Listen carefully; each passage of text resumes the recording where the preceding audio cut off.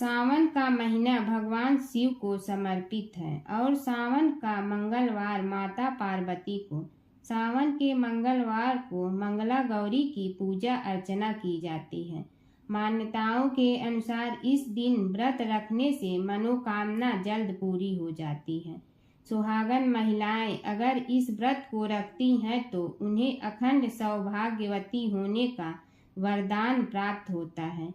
सावन में मंगलवार को सुहागिन महिलाएं पूरे दिन व्रत रखकर शाम को मंगला गौरी की विधि विधान से पूजा अर्चना करती हैं। हिंदू धर्म में इस व्रत का विशेष महत्व है। मान्यताओं के अनुसार इस व्रत को रखने और कथा सुनने से मनोकामना जल्द पूर्ण हो जाती है। माँ मंगला गौरी व्रत की कथा। पौराणिक कथा के अनुसार एक समय की बात है, एक शहर में धर्मपाल नामक एक व्यापारी रहता था। उसकी पत्नी काफी खूबसूरत थी और उसके पास काफी संपत्ति थी, लेकिन उनके कोई संतान नहीं होने के कारण वे काफी दुखी रहा करते थे। ईश्वर की कृपा से उनको एक पुत्र की प्राप्ति हुई, लेकिन वह अल्पायु था। उसे यह श्राप मिला था कि 16 वर्ष की उम्र में सांप के काटने से उसकी मौत हो जाएगी।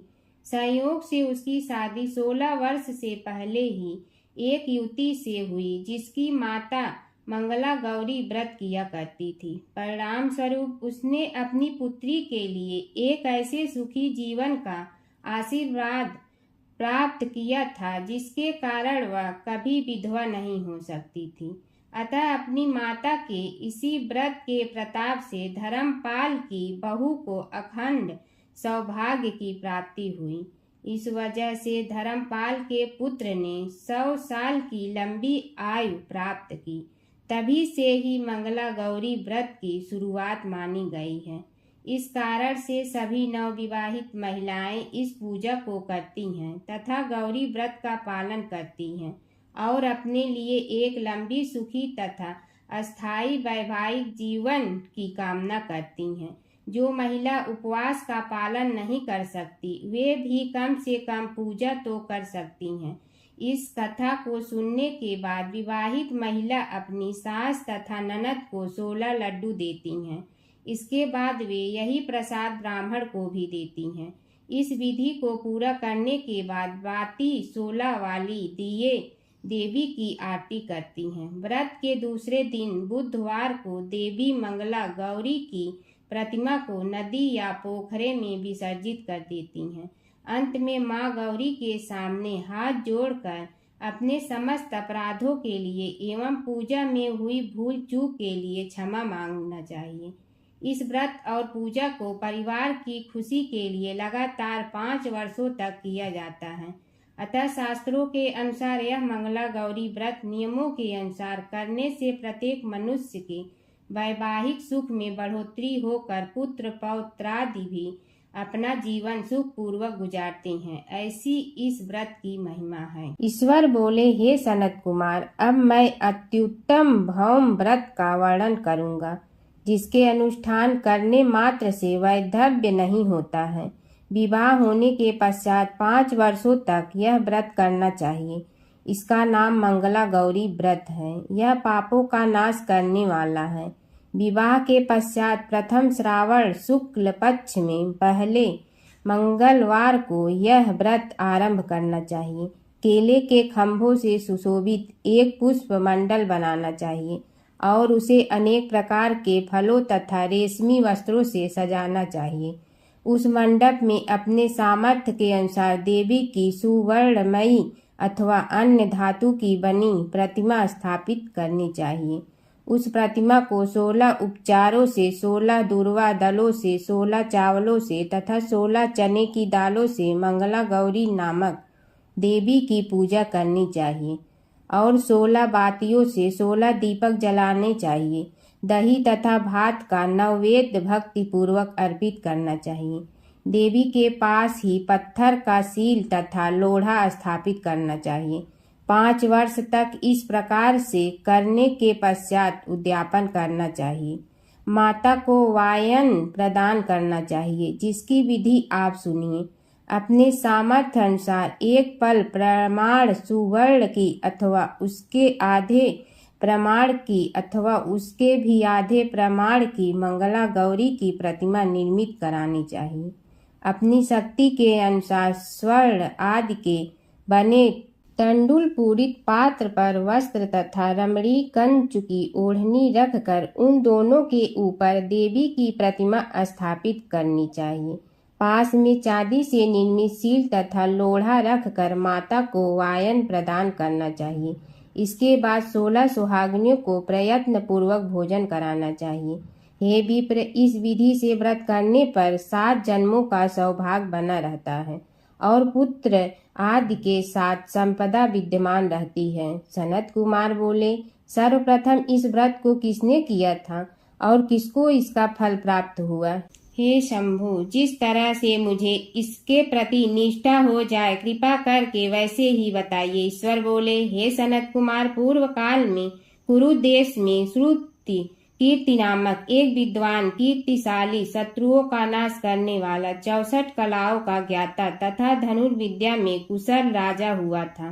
पुत्र के अतिरिक्त अन्य सभी शुभ चीजें उस राजा के पास थी, अतः वह राजा संतान के विषय में अत्यंत चिंतित हुआ और जब ध्यान पूर्वक देवी की आराधना करने लगा तब उसकी कठोर तपस्या से देवी प्रसन्न हो गई और उससे यह वचन बोली, हे सुव्रत, वर मांगो। श्रुतकीर्ति बोला, हे देवी, यदि आप मुझ पर प्रसन्न है तो मुझे सुंदर पुत्र दीजिए। हे देवी, आपकी कृपा से अन्य किसी भी वस्तु का अभाव नहीं है। उसका यह वचन सुनकर पवित्र मुस्कान वाली देवी ने कहा, हे राजन, तुमने अत्यंत दुर्लभ वर मांगा है, फिर भी कृपा बस मैं तुम्हें अवश्य दूंगी। किंतु हे राजेंद्र सुनिए, यदि परम गुणी पुत्र चाहते हो तो वह केवल 16 वर्ष तक जीवित रहेगा और यदि रूप तथा विद्या से विहीन पुत्र चाहते हो तो दीर्घजीवी होगा। देवी का यह वचन सुनकर राजा चिंतित हो उठा और पुनः अपनी पत्नी से परामर्श करके उसने गुणवान तथा सभी शुभ लक्षणों से संपन्न 16 वर्ष की आयु वाला पुत्र मांगा। तब देवी ने भक्ति संपन्न राजा से कहा, हे नृपनंदन, मेरे मंदिर के द्वार पर आम का वृक्ष है, उसका एक फल लाकर मेरी आज्ञा से अपनी भार्या को उसे भक्षण करने हेतु प्रदान करो, जिससे वह शीघ्र ही गर्भ धारण करेगी, इसमें संदेह नहीं है। प्रसन्न होकर राजा ने वैसा ही किया और उसकी पत्नी ने गर्भ धारण किया और 10वें महीने में उसने देवतुल्य सुंदर पुत्र को जन्म दिया। तब हर्ष तथा शोक से युक्त राजा ने बालक का जात कर्म आदि संस्कार किया और शिव का स्मरण करते हुए उसका नाम चिरायु रखा। इसके बाद पुत्र के 16 वर्ष के होने पर पत्नी सहित राजा चिंतित में पड़ गए और वे विचार करने लगे कि यह पुत्र बड़े कष्ट से प्राप्त हुआ है और मैं इसकी दुखद मृत्यु अपने ही सामने कैसे देख सकूंगा। ऐसा विचार करके राजा ने पुत्र को उसके मामा के साथ काशी भेज दिया। प्रस्थान के समय राजा की पत्नी ने अपने भाई से कहा कि कार्पटिक का वेश धारण करके आप मेरे पुत्र को काशी ले जाइए। मैंने भगवान मृत्युंजय से पूर्व में पुत्र के लिए प्रार्थना की थी और कहा था कि हे विश्वेश, आप जगत पत्नी की यात्रा के लिए मैं उस पुत्र को अवश्य भेजूंगी, अतः आप मेरे पुत्र को आज ही ले जाइए और सावधानी पूर्वक इसकी रक्षा कीजिए। अपनी बहन की यह बात सुनकर भांजे के साथ वह चल पड़ा।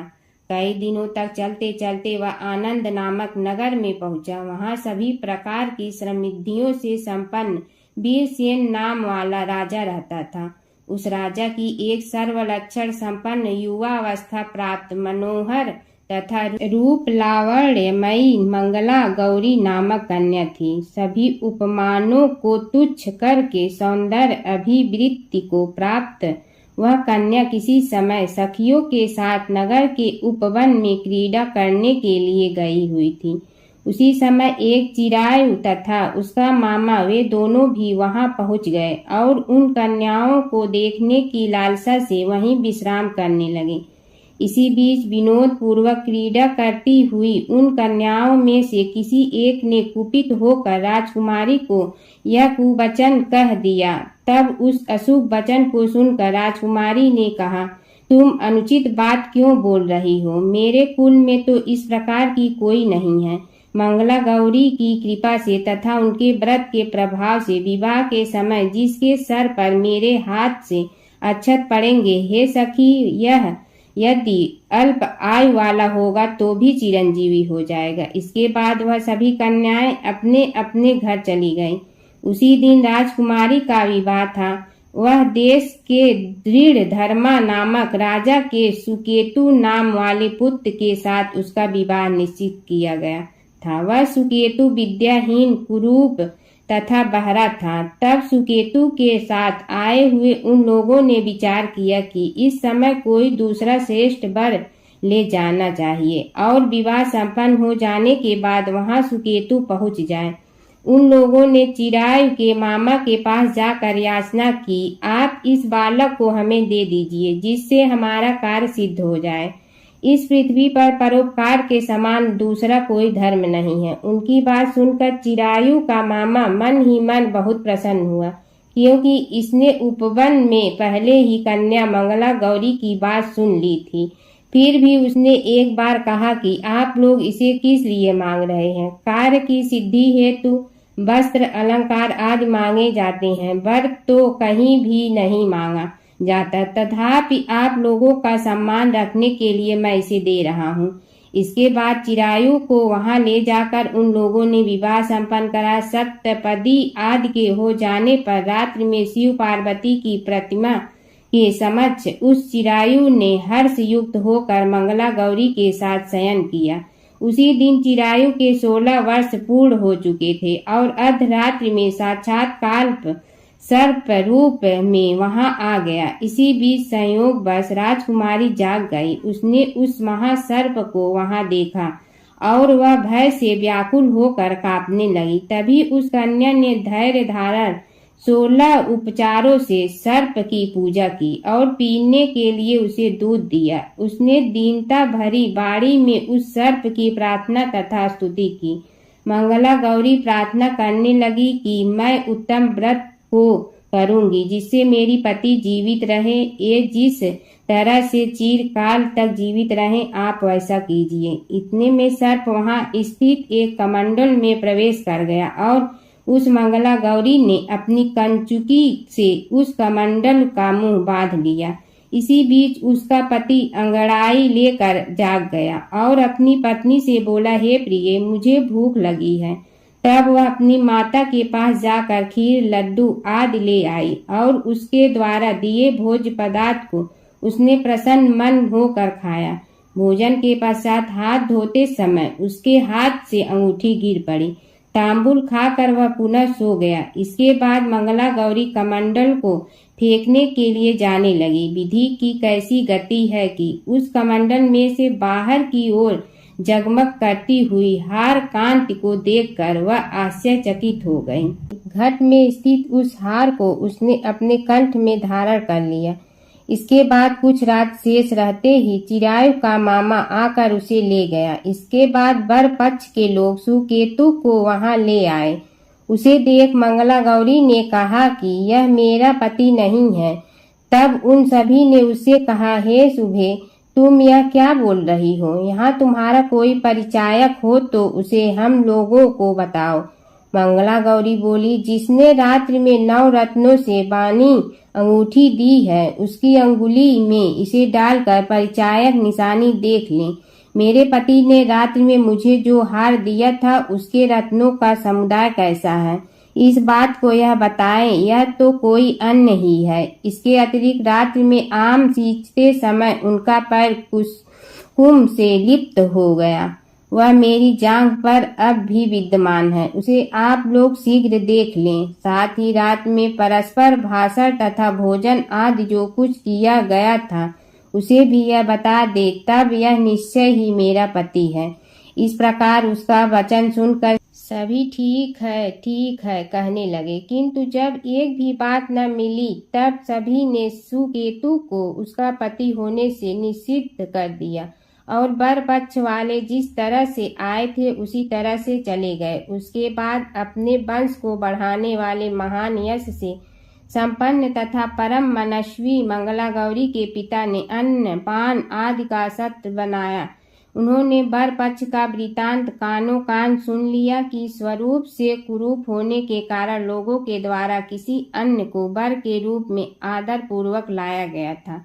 तब उन्होंने अपनी कन्या को पर्दे के भीतर बिठा दिया। उसके बाद 1 वर्ष बीतने पर यात्रा करके चिरायु अपने मामा के साथ यह देखने आया कि विवाह के बाद वहाँ क्या हुआ।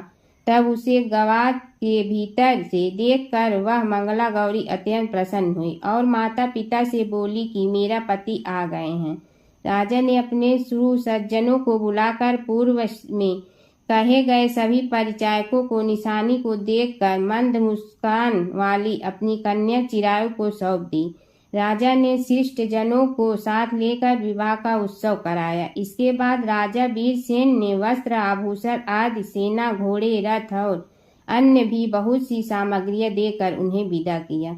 उसके बाद कुल को आनंदित करने वाला वह चिरायु पत्नी तथा मामा को साथ लेकर सेना के साथ अपने नगर पहुंचा।